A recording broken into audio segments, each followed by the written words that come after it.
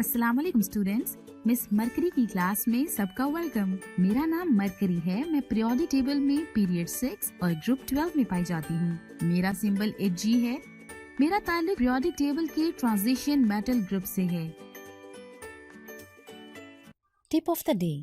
क्या आप जानते हैं मरकरी ग्लास, जिसे हम सिल्वर ग्लास भी कहते हैं, वो ना तो सिल्वर से बना होता है और ना ही मरकरी से, बल्कि ये एक साफ शीशे के अंदरूनी तरफ से सिर्फ सिल्वर की कोटिंग करने से बना होता है। आइए बढ़ते हैं अपने टॉपिक की जानिब। केमिकल इक्विलिब्रियम, कीमियाई तवाज़ुन, लॉ ऑफ मास एक्शन। अस्सलाम वालेकुम स्टूडेंट्स। हमने अपने पिछले लेक्चर में रिवर्सिबल रिएक्शन और डायनामिक इक्विलिब्रियम के बारे में पढ़ा था। मुझे उम्मीद है कि आपको काफ़ी मालूमात हासिल हो गई होंगी। आज का topic law of mass action के बारे में है। इस लॉ को सबसे पहले गर्लबर्ग और वेक ने 1969 में पेश किया। आइए इस पर एक वीडियो को देखते हैं। केमिस्ट्री में हमारा अगला यूनिट केमिकल इक्विलिब्रियम है, जो कि हमेशा एपी एग्जाम के कैलकुलेटर पोर्शन का पहला सवाल होता है। दरअसल ये एक बहुत बड़ा तस्वुर है और आपने इसे बहुत सारी इक्विलिब्रियम की प्रॉब्लम्स में पहले देखा होगा। हमने इसे पिछले यूनिट्स में मुख्तसरन बयान किया है, लेकिन अब हम इसके अंदर और अंदर ज्यादा वजाहत की तरफ जा रहे हैं और अब से हम एक इक्विलिब्रियम प्रॉब्लम हर आयनिक क्विज पर करेंगे। चलिए देखते हैं कि इक्विलिब्रियम क्या है। इसमें फॉरवर्ड रिएक्शन की शरह रिवर्स रिएक्शन के बराबर होती है, बिल्कुल इसी तरह जैसे आप किसी ट्रेडमिल पर भाग रहे हों। जब आप ट्रेडमिल पर होते हैं तो आपके पीछे जाने की शरह आपके आगे जाने के बराबर होती है। अगर आप ऐसा नहीं कर सकते तो आप ट्रेडमिल से गिर जाएंगे, और अगर आप तेज जाने की कोशिश करेंगे तो वापस आने में मसला होगा और आप सर के बल गिर जाएंगे। तो केमिस्ट्री में आप इक्विलिब्रियम की हालत में हैं। हम इसको रिएक्शन के तरीकों से डील करेंगे। रिएक्शन इक्विलिब्रियम पर है। रिएक्शन इक्विलिब्रियम की हालत पर पहुंच जाएगा। हम दिखा सकते हैं कि एरोस के निशानात बदलने से रिएक्शन की कौन सी साइड को फायदा पहुंचता है।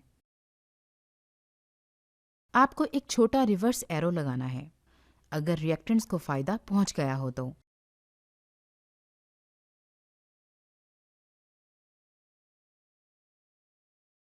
या फिर रिएक्टेंट्स के बनने से फायदा पहुंच रहा हो तो आपको छोटा फॉरवर्ड एरो लगाना है।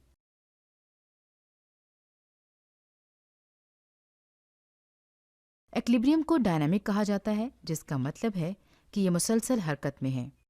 किसी भी दिए गए लम्हे में हैबर प्रोसेस में नाइट्रोजन और हाइड्रोजन एटम्स आपस में टकराते हैं अमोनियम बनाने के लिए, और इसी वक्त अमोनियम आयंस दोबारा नाइट्रोजन और हाइड्रोजन में टूट जाते हैं, बिल्कुल ट्रेडमिल की तरह। इसकी मिसाल ऐसी है कि आप ट्रेडमिल पर मुसलसल हरकत में हैं। इक्विलिब्रियम की हालत में रहने के लिए इस बात को जहन में रखें कि मैंने कंसंट्रेशन का कोई हवाला नहीं दिया, क्योंकि इक्विलिब्रियम का कंसंट्रेशन से कोई ताल्लुक नहीं है, लेकिन ये कंसंट्रेशन से असरअंदाज किया जा सकता है। ये ऐसे नहीं है कि रिएक्टेंट्स को प्रोडक्ट कंसंट्रेशन के बराबर होना चाहिए। ये बहुत ही कम होता है कि इक्विलिब्रियम आपके रिएक्टेंट्स और प्रोडक्ट्स एक दूसरे को कंसंट्रेशन में बराबर कर दें, बल्कि ये कभी भी नहीं होता। ये वो रेट है जो कि इक्विलिब्रियम में अहमियत के हामिल है।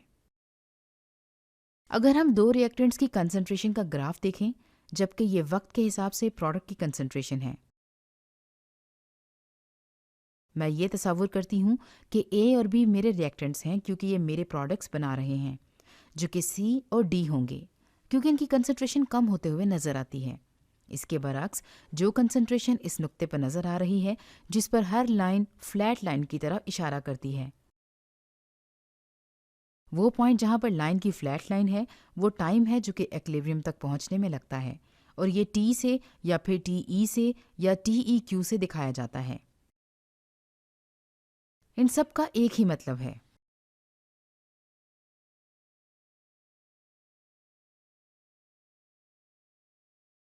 ये एक सिस्टम को इक्विलिब्रियम तक पहुंचाने में उतना ही टाइम लेता है।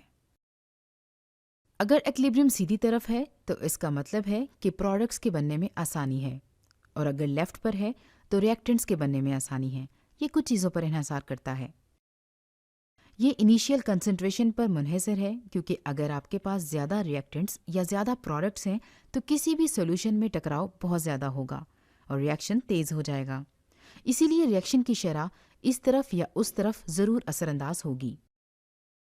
रिएक्टेंट्स और प्रोडक्ट्स की रिलेटिव एनर्जी भी इस चीज़ को साबित करती है कि एक्विलिब्रियम किस तरफ जाएगा, क्योंकि अगर आपके रिएक्टेंट के पास ज़्यादा एनर्जी है तो ये आपस में टकराएंगे और ज़्यादा फ्रूटफुल अंदाज में टकराएंगे और ज़्यादा प्रोडक्ट बनाएंगे, और इसी तरह आपके प्रोडक्ट के साथ होगा।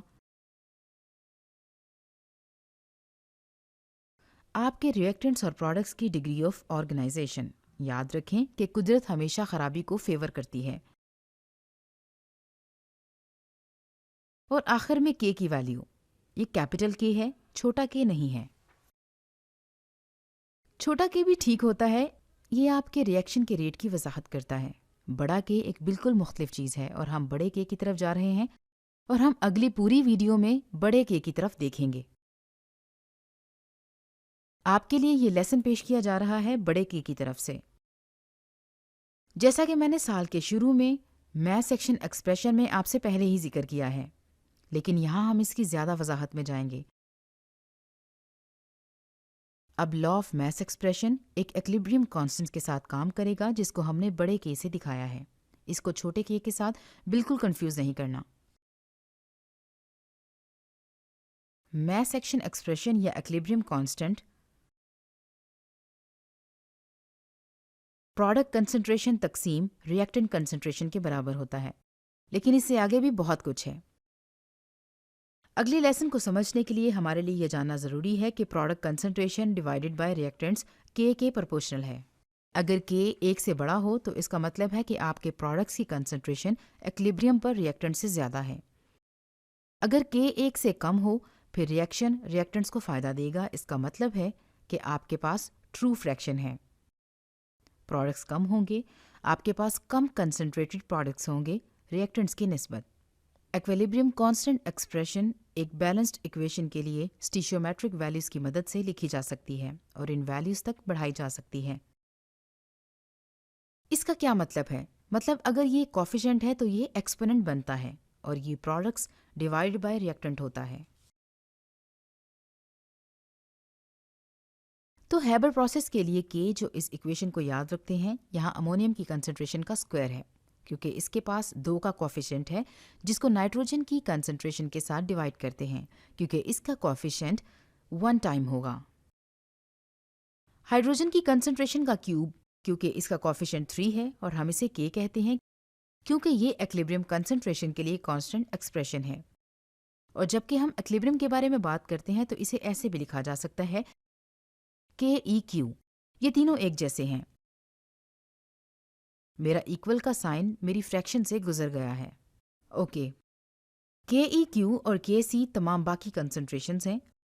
अगर हम गैस के साथ काम करें तो हम इसे के पी कहते हैं। गैसेस के साथ हम प्रेशर वैल्यू का इस्तेमाल कर सकते हैं, तो एटमॉस्फेयर, टॉर्स, मिलीमीटर्स, मरकरी, जो कि मेरे दिमाग में कैमरे की तरह फिट हैं। लेकिन अगर मेरे पास प्रेशर है तो हम इसे इस्तेमाल कर सकते हैं। इस बात का ख्याल रखें कि जब हम मास एक्शन एक्सप्रेशन लिखते हैं या एक्विलिब्रियम कांस्टेंट तो हम ब्रैकेट्स इस्तेमाल नहीं करते, क्योंकि ब्रैकेट्स मोल्स पर लीटर को दिखाती हैं। अगर मेरे पास एटमॉस्फेयर हो तो ये बहुत अहमियत का हामिल है, इसीलिए ब्रैकेट्स इस्तेमाल ना करें, यहाँ तक कि आप कंसंट्रेशन इस्तेमाल करें।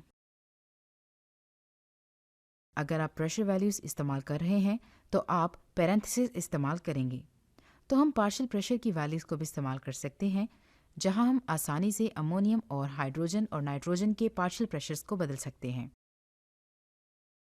जब आप एक इक्वेशन लिखते हैं तो इस बात का ख्याल रखें कि आपके एक्विलिब्रियम कांस्टेंट की नोटेशन बिल्कुल ठीक हो।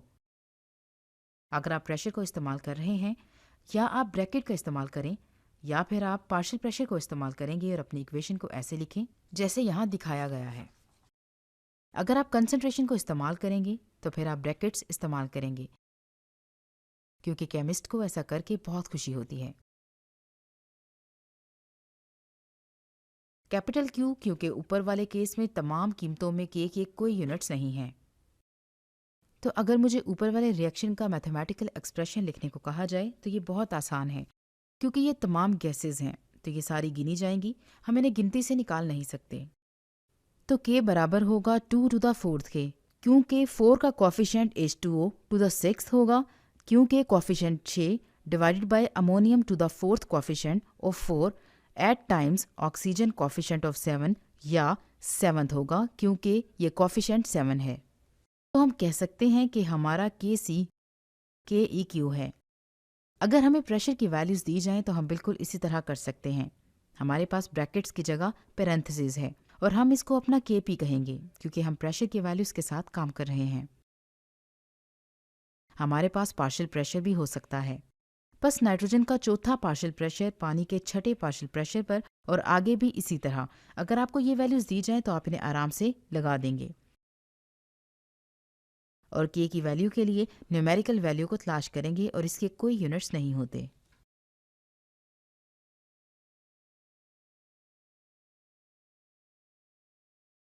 बस क्या होगा जब आप किसी मसले में स्टिशियोमेट्री को बदलेंगे। फर्ज करें स्टिशियोमेट्री कोएफिशिएंट्स को दुगना कर दें। इसी तरह मैथ्स के मुताबिक K की वैल्यू स्क्वायर में बदल जाएगी। अगर हम तमाम स्टिशियोमेट्रिक वैल्यूज़ को ट्रिपल कर दें तो ये K से Q हो जाएगा। तो जनरल रूल ये है, बल्कि जनरल नहीं, ये रूल बनाया गया है उस सब के लिए जो आप स्टिशियोमेट्री में करते हैं। लिहाजा अगर मैं ज्योमेट्री को आधे से ज़रब दूं तो K की वैल्यू भी आधी हो जाएगी और अगर मैं स्टिशियोमेट्री को दुगना कर दूं तो K की वैल्यू का स्क्वायर हो जाएगा। अगर हमसे K की वैल्यू का रिवर्स रिएक्शन में पूछा जाए तो ये K का इन्वर्स होगा, क्योंकि आपको याद है कि ये प्रोडक्ट्स डिवाइडेड बाय रिएक्टेंट्स होता है। अगर हम रिएक्शन को रिवर्स करें तो हमारे प्रोडक्ट्स हमारे रिएक्टेंट्स बन जाएंगे। ये रिएक्शन उल्टा हो जाएगा और हमारा K भी इन्वर्स हो जाएगा, तो ये K पर -1 हो जाएगा। अगर हम इक्वेशन जमा कर रहे हैं, लिहाजा हमारे पास मल्टीपल इक्वेशंस होंगी और हम आराम से K को मल्टीप्लाई कर सकेंगे। बस K, पहला K, दूसरा K, तीसरा K, चौथा K।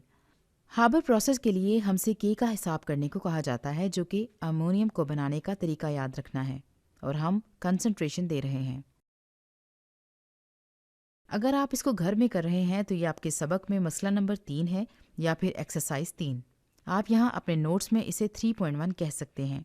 ये ऐसे लगता है जैसे आप कह रहे हैं 31, या ऐसे कहना चाहिए 3.1। मुझे K की वैल्यू का हिसाब लगाना है तो मैं इस एक्सप्रेशन को ऐसे लिखूंगी।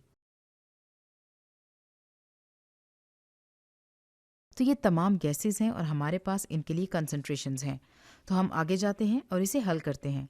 मुझे पता है कि एक्विलिब्रियम कांस्टेंट एक्सप्रेशन है। हमारा एक्विलिब्रियम कांस्टेंट एक्सप्रेशन, मैं आपको तजवीज़ देती हूँ कि हमेशा एक्विलिब्रियम की प्रॉब्लम को एक्सप्रेशन लिखकर शुरू किया करें, क्योंकि ये हमेशा एक पॉइंट होता है और इसके लिए सब चीज़ों से बढ़कर अगर आप K इक्वल्स नहीं लिखेंगे। तो अब मेरे पास ये है, मैं इन वैल्यूज़ को लगाती हूँ। यहाँ वैल्यूज़ लगाकर और कैलकुलेटर पर हिसाब लगाकर हमें ये अंदाज़ा होगा कि K की कीमत 3.8 इंटू 10 पावर 4 होगी। अब हमसे पूछा जाता है कि एक रिवर्स रिएक्शन का एक्विलिब्रियम कांस्टेंट कैसे निकाला जाता है। तो इस तरह हम इसे पीछे देखते हुए निकाल सकते हैं। हम इसे आसान अल्फाज में K प्राइम कहते हैं क्योंकि रिवर्स रिएक्शन के लिए कोई अच्छी डेफिनेशन नहीं है। ये K प्राइम के इन्वर्स होता है। मैं ये वैल्यू लेती हूँ और इस पर -1 लगाती हूँ तो ये मालूम होगा कि K की कीमत 2.6 इंटू 10 पावर -5 के बराबर होगी। तो अगर हम इस K को लें और इसका स्क्वायर रूट लें और इसको आधा करें तो हम K की वैल्यू को तलाश कर सकते हैं।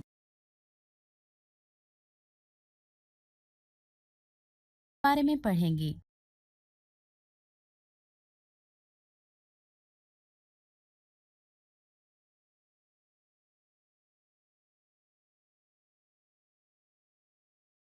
लॉ ऑफ मास एक्शन के मुताबिक जितनी ज़्यादा हमारे पास मोलर कंसंट्रेशन रिएक्टेंट्स की होगी, उतनी ही ज़्यादा रेट या speed of chemical reaction fast होगा। प्लीज़ हमारे पास जो रेट या स्पीड ऑफ केमिकल रिएक्शन है वो डिपेंड करता है मोलर कंसंट्रेशन पर। स्क्रीन पर आप देख सकते हैं कि हमारे पास एक रिवर्सिबल रिएक्शन मौजूद है यानी एक जानिब रिएक्टेंट ए और बी कंबाइन हो रहे हैं और दूसरी जानिब प्रोडक्ट फॉर्मेशन हो रही है जो कि सी और डी की फॉर्म में मौजूद है। अब ए और बी की जितनी ज्यादा मोलर कंसंट्रेशन होगी उतनी ही ज्यादा हमारे पास rate of chemical reaction fast होगा। आइए अब थोड़ा मजीद इस टॉपिक को समझते हैं। याद रखिए law of mass action applicable होता है रिवर्सिबल रिएक्शन पर जब वो इक्विलिब्रियम में होते हैं। जैसा कि आप स्क्रीन पर देख सकते हैं कि हमारे पास रिएक्टेंट्स ए और बी मौजूद हैं। जब ये रिएक्टेंट्स रिएक्ट करेंगे तो इसके नतीजे में प्रोडक्ट सी और डी की फॉर्मेशन होगी। इसको फॉरवर्ड रिएक्शन कहेंगे। जबकि at a same time product C और डी रिकम्बाइन होंगे और रिएक्ट करेंगे तो अगेन हमारे पास रिएक्टेंट्स ए और बी की फॉर्मेशन होगी जो कि रिवर्स रिएक्शन कहलाती है।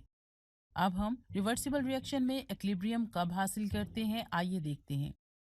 रिवर्सिबल रिएक्शन में जब फॉरवर्ड रिएक्शन एक पॉइंट पर आकर स्लो होता है और स्पीड ऑफ रिवर्स रिएक्शन ज्यादा होती है और एक पॉइंट ऐसा आता है कि जब फॉरवर्ड और रिवर्स रिएक्शन दोनों इक्वल स्पीड पर आ जाते हैं तो इस पॉइंट पर हम इक्विलिब्रियम हासिल कर लेते हैं। यहाँ आप देख सकते हैं कि एक क्लोज कंटेनर मौजूद है।